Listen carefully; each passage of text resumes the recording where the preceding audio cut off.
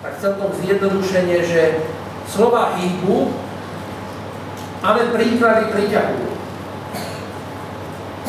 Som rád, že tu v aule máme na stenách viaceré príklady našich sociálnych pracovníkov, ktorí menia tento svet.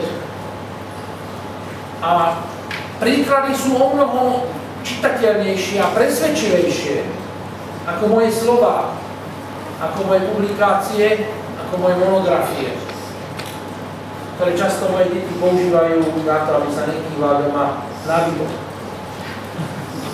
Ale tie príklady, tí, čo ozaj robia v teréne sociálnu prácu, zdravotníctvo, to je niečo, čo vie presvedčiť dnešný svet.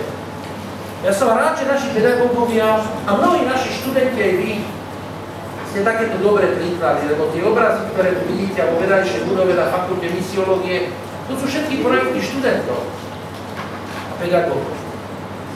Máme tu jeden taký krásny príklad, ktorý dneska by som ocenil medailou našej vysokej školy, to je pán Alan Husák a jeho nadácia Integra, ktorá sa snaží nielen pomáhať pre tretí svet materiálne alebo logisticky, ale snaží sa vychovávať aj nás.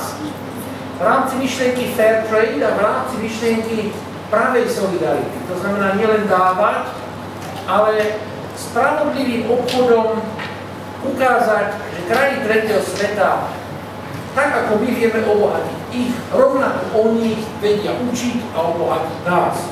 Dovolte mi preto, aby som mu za jeho celoživotné dielo odovzdal túto pamätnú medailu s obrazom svätej Alžbety, ktorá je našou patronkou, našej vízie a misie.